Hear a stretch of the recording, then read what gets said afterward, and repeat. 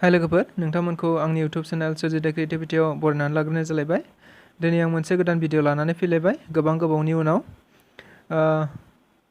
जाय कुइसनफोरखौ आं दिनैहाय सावरायगोन एबा जाय कुइसनफोरखौ आं दिनै लानानै फैदों बे कुइसनफोरा भारत सरकारजों खुंजानाय बा आसामजों खुंजानाय बा गुबुन गुबुन रायजोफोराव खुंजानाय गुबुन गुबुन साख्रिनि इन्टारभिउजों सोमोन्दो थानाय गोबां कम्पिटिटिभ एग्जामफोरजों सोमोन्दो थानाय एग्जामफोराव बियो जेब्लाबो फैफ्लेबाय थाग्रा माखासे कमन कुइसनफोर।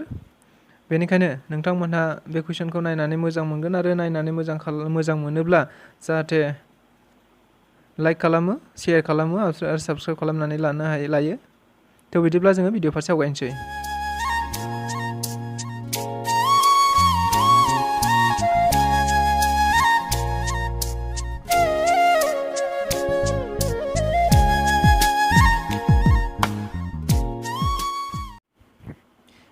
बिदिब्ला जों सोंनाय फारसे थांनि। से नाम्बार सोंनायाव दङ मोहम्मदा आंग्ल' ओरिएन्टेड कलेज नाउ नन एज, माने मोहम्मदा कलेज एंग्ल' ओरिएन्टेड कलेजखौ आथिखालाव मा मुङै मिथिनाय जायो? अप्सनफोराव दङ university of Calcutta, Aligarh Muslim university, university of Pune आरो अप्सन डिआव दङ इउनिभार्सिटि अफ दिल्ली। माने आथिखालाव बे कलेजखौ मा मुङै मिथिनाय जायो होनदों? बेनि गुबै एन्सारा जाहैगोन अप्सन बि, आलिगढ़ मुस्लिम इउनिभार्सिटि। आलिगढ़ मुस्लिम इउनिभार्सिटिखौ आलिगढ़ मुस्लिम इउनिभार्सिटि मुङै आथिखालाव मिथिनाय जायो। नेक्स्टआव थांनि। 2 नाम्बार सोंनायाव दङ द फार्स्ट इन्डियान हु वाज इलेक्टेड टु द ब्रिटिश पार्लियामेन्ट। भारतनि सोर सुबुङा गिबिसिनै ब्रिटिश संसदआव सायख'जादोंमोन? अप्सनफोराव दङ दादाभाई नौरोजी, सरोजिनी नायडू, बि आर आम्बेडकार, प्रीतम शर्मा। बेनि गुबै एन्सारा जाहैगोन अप्सन ए, दादाभाई नौरोजी। जों बयबो गोसोआव लादो, दादाभाई नौरोजीया जाहैबाय ब्रिटिश पार्लियामेन्टआव बयनिख्रुइबो गिबिसिनै सायख'जादोंमोन भारतनि सुबुं। जों बयबो गोसोआव ला, बेफोर कुइसनफ्रा फैफ्लायबाय थायो। नेक्स्टआव थांनि। 3 नाम्बार सोंनायाव दङ who establish all India schedule caste federation. All India schedule caste फेडारेशनखौ सोर गायसनदोंमोन? अप्सनफोराव दङ doctor Rajendra Prasad, B R Ambedkar, Mahatma Gandhi आरो अप्सन डिआव दङ सुभाष चन्द्र बस।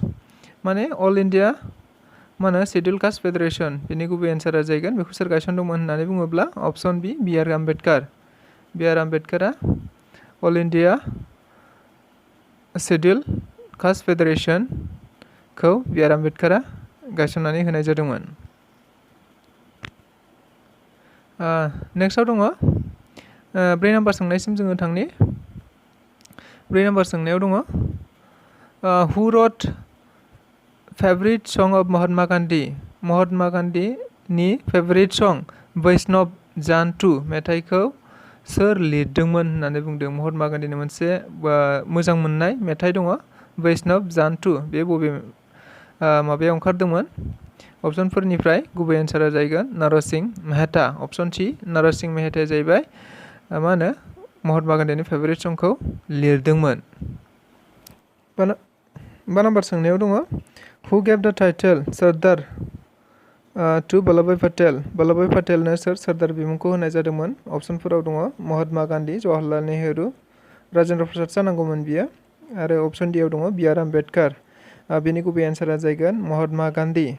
महात्मा गान्धीया सरदार टाइटेलखौ वल्लभभाई पटेलनो सरदार बिमुंखौ बिथाङा महात्मा गान्धीयानो होग्रोनाय जादोंमोन। नेक्स्टआव थांनि। 6 नाम्बार सोंनायाव दङ इन्डिया विन्स फ्रिडम इज द अट'बाय'ग्राफि अफ। इन्डिया विन्स फ्रिडमा मोनसे गाव जिउ खौरां। सोरनि गाव जिउ खौरां बियो? अप्सनफोराव दं आब्दुल कालाम, अप्सन बिआव दङ सरदार वल्लभभाई पटेल, अप्सन सिआव दङ महात्मा गान्धी, अप्सन डिआव दङ आब्दुल कालाम आजाद। बेनि गुबै एन्सारा जाहैगोन अप्सन डि, आब्दुल कालाम आजाद। माने इन्डिया विन्स फ्रिडम बे अट'बाय'ग्राफिया आब्दुल कालाम आजादनि मुङाव लिरजानाय मोनसे बियो अट'बाय'ग्राफि एबा जिउ खौरां। नेक्स्टआव थांनि जोङो।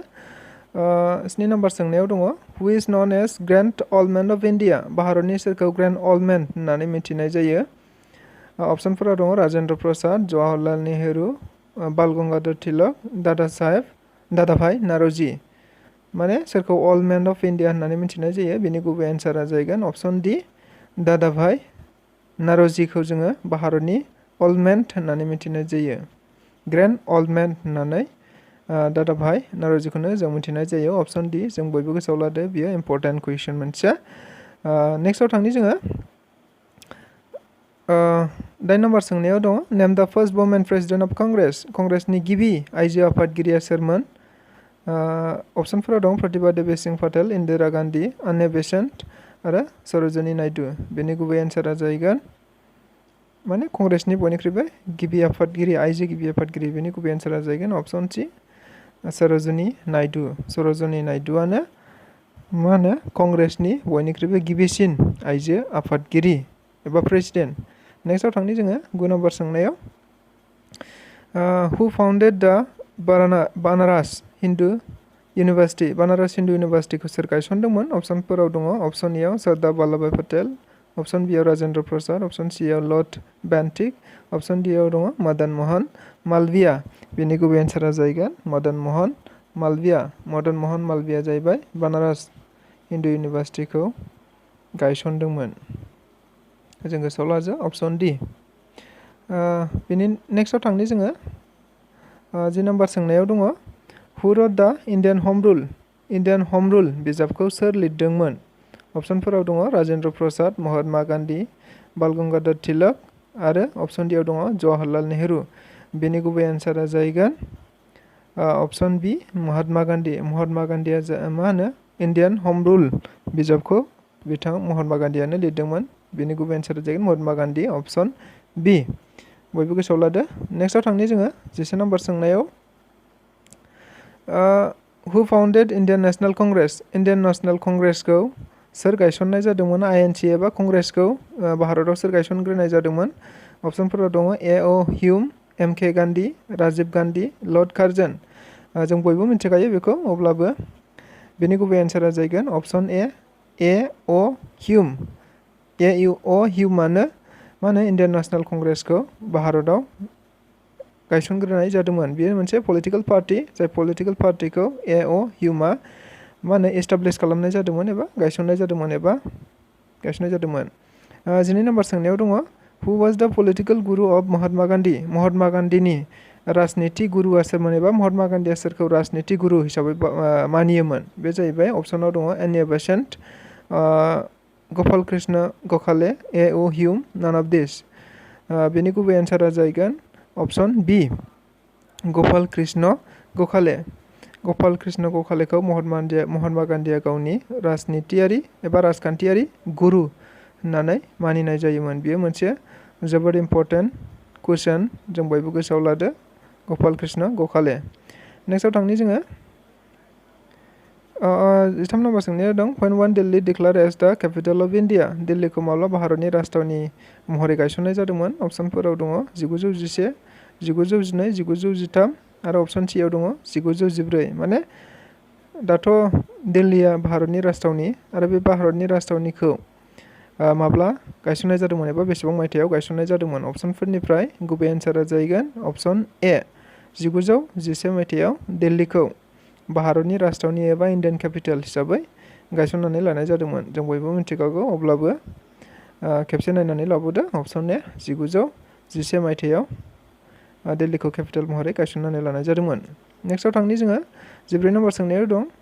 व्हिच वाज द इन्डियास फर्स्ट हिन्दी निउसपेपार बबेया भारतनि गिबिसिन हिन्दी खौरां बिलाइ इम्पर्टेन्ट कुइसन गोसोआव लादो अप्शनफोराव दङ भारत समाचार हिन्दुस्तान समाचार आज का समाचार आरो अप्शन डी आव दं उदंत मार्तन माने भारतनि बयनिख्रुइबो गिबिसिन हिन्दी खौरां बिलाइ जों गोसोआव लादो बेनि गुबै एन्सारा जागोन अप्शन डी उदंत मार्तना जाहैबाय भारतनि बयनिख्रुइबो हिन्दी रावनि खौरां बिलाइ गोसोआव ला नेक्स्टआव थांनि जोङो 15 नम्बर सोंनायाव दङ हु represented India in the second round table conference नैथि खेब टेबल कनफारेन्सआव भारतनिफ्राय सोर बाहागो लादोंमोन नैथि राउन्ड सावरायनायाव टेबल कनफारेन्सआव भारतनिफ्राय सोर बाहागो लादोंमोन अप्शनफोराव दङ महात्मा गान्धी सरोजिनी नायडू बाल गंगाधर तिलक राजीव गान्धी बेनि गुबै एन्सारा जाहैगोन अप्शन बी सरोजिनी नायडूआ भारतनि जानानै नैथि राउन्ड टेबल कनफारेन्सआव बाहागो लादोंमोन स' अप्शन बि सर'जिनी नाइडु नेक्स्टआव थांनि जोङो 16 नम्बर सोंनायाव दङ दा डु अर डाइ slogan was given by whom माने डु अर डाइ स्ल'गान जों बयबो मिथिखायो डु अर डाइ स्ल'गानखौ सोर होदोंमोन सोर गिबियै सोर बाहायजेनग्रोदोंमोन बाल गंगाधर तिलक सुभाष चन्द्र बस महात्मा गान्धी अप्शन डियाव दं नान अफ दिस बिनि गुबै एन्सारा जाहैगोन महात्मा गान्धीयानो डु अर डाइ स्ल'गानखौ होनाय जादोंमोन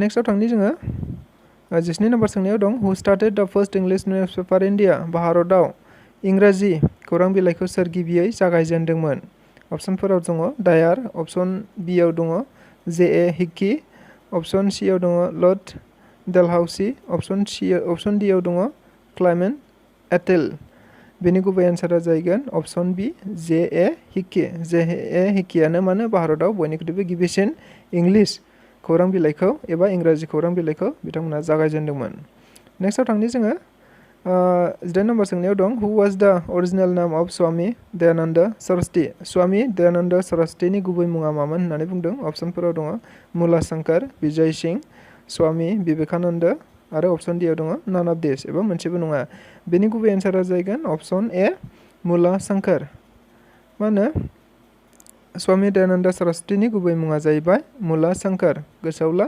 एग्जामाव फैबाय थायो नेक्स्टआव थांनि 19 नम्बर सोंनाया दङ name the place where the English establish their first factory in India इंराजफोरा भारतआव गिबियै दारिमिनखौ बबे जायगायाव गायसनदोंमोन होननानै बुंदों अप्शनफोराव दङ पुणे मुम्बाइ चेन्नाइ सुरत बेनि गुबै एन्सारा जाहैगोन अप्शन डि सुरत एबा गुजरात सुरतआ गुजरातआव दं एबा गुजरातआवनो मा होनो इंराजफोरा गावसिनि गिबि फेक्टरि एबा दारिमिनखौ गायसनजेननाय जादोंमोन नेक्स्टआव थांनि जोङो हु गेभ द महात्मा टु मोहनदास करमचाद गान्धी बयनिख्रुइबो इम्पर्टेन्ट कुइसन बियो मोहनदास करमचाद गान्धीनो महात्मा बिमुंखौ सोर होनाय जादोंमोन जों बे महात्मा गान्धीखौ महात्मा होननानै बुंनाय जायो बे महात्मा टाइटेलखौ सोर होनाय जादोंमोन एबा बिमुंखौ सोर होनाय जादोंमन अप्शनफोराव दङ सुभाष चन्द्र बस रबीन्द्रनाथ टेगर बिपिन चन्द्र पाल ए.अ. ह्युम बेनि गुबै एन्सारा जाहैगोन अप्शन बि रबीन्द्रनाथ टेगरानो महात्मा बिमुंखौ मोहनदास करमचाद गान्धीनो होनाय जादोंमोन गोसोआव ला रबीन्द्रनाथ टेगर नेक्स्टआव थांनि जोङो सरदार वल्लभभाई पटेल वाज द लिडार अफ सरदार वल्लभभाई पटेला गाहायनि बबे मोनसे सोमावसारनायनि मा होनो लिडार एबा दैदेनगिरि होननानै बुंनाय जादों अप्शनफोराव दं बारद'ली सत्याग्रह सल्ट सत्याग्रह क्विट इन्डिया मुभमेन्ट गान्धीजी सत्याग्रह बेनि गुबै एन्सारा जाहैगोन अप्शन ए बारद'ली सत्याग्रहनि मा होनो सरदार वल्लभभाई पटेला लिडारमोन एबा दैदेनगिरिमोन एबा बियो दैदेनदोंमोन बारद'ली सत्याग्रहखौ नेक्स्टआव थांनि When was the East India Company established जों बयबो मिथिजोबखायो बेखौ ईस्ट इन्डिया कम्पानिखौ माब्ला गायसनजेननाय जादोंमोन होननानै बुंदों बयबो मिथिखायो अप्शन एआव अप्शनफोराव दङ अप्शन ए 1600 अप्शन बियाव दङ 1700 अप्शन सियाव दङ 1800 अप्शन डियाव दङ 1900 बयबो मिथिखायो ईस्ट इन्डिया कम्पानिखौ अप्शन ए 1600 मायथाइयाव भारतआव गायसनजेननाय जादोंमोन ईस्ट इन्डिया कम्पानिखौ 1600 मायथाइयाव गायसनजेननाय जादोंमोन अप्शन ए जों बयबो गोसोआव लादो नेक्स्टआव थांनि जोङो हु गेभ द स्ल'गान बेक टु बेदास स्ल'गानखौ सोर होदोंमोन होननानै बुंदों माने बेटसिम गिदिंफिननानै एबा बेटसिम गिदिंफिननो होननाय स्ल'गानखौ सोर होनाय जादोंमोन स्वामी विवेकानन्द दयानन्द सरस्वती जवाहरलाल नेहरू महात्मा गान्धी बेनि गुबै एन्सारा जाहैगोन दयानन्द सरस्वतीयानो बेक टु बेदास एबा बेटसिम फिन होननाय स्ल'गानखौ होनाय जादोंमोन एबा बेक टु बेट नेक्स्टआव थांनि जोङो who call the Mahatma Gandhi as a father of the nation for the first time Mahatma गान्धीखौ माहारिनि बिफा होननानै सोर बुंग्रोदोंमोन बिराद इम्पर्टेन्ट कुइसन बियो अप्शनफोराव दङ डक्टर राजेन्द्र प्रसाद राजीव गान्धी सुभाष चन्द्र बस रबीन्द्रनाथ टेगर बेनि गुबै एन्सारा जाहैगोन सुभाष चन्द्र बसआनो महात्मा गान्धीखौ बयनिख्रुइबो गिबिसिन माहारिनि बिफा होननानै बुंग्रोनाय जादोंमोन नेक्स्टआव थांनि जोङो 25 नम्बर सोंनायाव दं हु वाज नन एज द father of extremist movement in India भारतआव सोरखौ उदखारि सोमावसारनायनि बिफा बुंनाय जायो बेयाव बिमा जादों बेनि गुबै एन्सारा कुइसना जागोन बिफा सोरखौ बुंनाय जायो? अप्सनफोराव दं सुभाष चन्द्र बस, बाल गंगाधर तिलक, सरदार वल्लभभाई पटेल, नान अफ दिस। बेनि गुबै एन्सारा जागोन अप्सन बी बाल गंगाधर तिलक। बाल गंगाधर तिलकखौनो एक्सट्रिमिस्ट मुभमेन्टनि बिफा होननानै भारताव मिथिनाय जायो। एक्सट्रिमिस्ट मुभमेन्टनि बिफा होननानै मिथिनाय जायो। नेक्स्टआव थांनि जोङो हु वाज द फार्स्ट वाइसरय अफ इन्डिया? भारतनि गिबिसिन वाइसरय होननानै सोरखौ मिथिनाय जायो? जों बयबो मिथिखायो आरो बियो गोबां एग्जामफोराव फैखांबाय। Lord Canning, Lord Bentinck, Lord Curzon, Lord Cornwallis. बेनि गुबै एन्सारा जागोन जों बयबो मिथिखायो option A Lord Canning. Lord केनिंखौनो भारतनि गिबिसिन वाइसरय होननानै मिथिनाय जायो एबा लर्ड केनिंआनो भारतनि गिबिसिन वाइसरय। नेक्स्टआव थांनि जोङो 22 नम्बर सोंनायाव दं हु स्टार्टेड द हम रुल लीग? हम रुल लीग सोमावसारनायखौ सोर जागायदोंमोन? अप्सनफोराव दङ राजा राममोहन राय, अप्सन बियाव दङ बाल गंगाधर तिलक, अप्सन सियाव दङ बिपिन चन्द्र पाल आरो अप्सन डियाव दङ नान अफ दिस। माने हम रुल लीगखौ सोर गायसननाय जादोंमोन? जागायजेननाय जादोंमोन बे जाहैबाय अप्सन बी बाल गंगाधर तिलक। बाल गंगाधर तिलकआनो हम रुल लीगखौ एबा सोमावसारनायखौ बिथाङानो जागायजेननाय जादोंमोन। नेक्स्टआव थांनि जोङो 22 नम्बर सोंनायाव दङ हु इज नन एज द फादार अफ इन्डियान आनरेस्ट? भारतनि सोरखौ आनरेस्टनि बिफा होननानै बुंनाय जायो एबा जिरायनाय गैयैनि बिफा होननानै सोरखौ बुंनाय जायो? बाल गंगाधर तिलक, सुभाष चन्द्र बस, महात्मा गान्धी, सरोजिनी नायडू। अप्सनफोराव बेबायदि आरो बेनि गुबै एन्सारा जागोन अप्सन ए बाल गंगाधर तिलक। बाल गंगाधर तिलकखौनो जोङो भारतनि आनरेस्टनि बिफा होननानै मिथिनाय जायो। नेक्स्टआव थांनि जोङो 29 नम्बर सोंनायाव हु रट माइ एक्सपेरिमेन्ट उइथ ट्रुथ? बेबो इम्परटेन्ट जायो। माइ एक्सपेरिमेन्ट उइथ ट्रुथ बिजाबखौ सोर लिरदोंमोन? बि आर आम्बेडकार, सर्वपल्ली राधाकृष्णन, अन्ने बेसेन, महात्मा गान्धी। जों बयबो मिथिखायो एबा बेखौ गोसोआव लानो गोनां दङ। बे बिजाबखौ लिरदोंमोन महात्मा गान्धी। महात्मा गान्धीया लिरदोंमोन माइ एक्सपेरिमेन्ट उइथ ट्रुथ बिजाबखौ महात्मा गान्धीया लिरदोंमोन। जों बयबो गोसोआव लादो।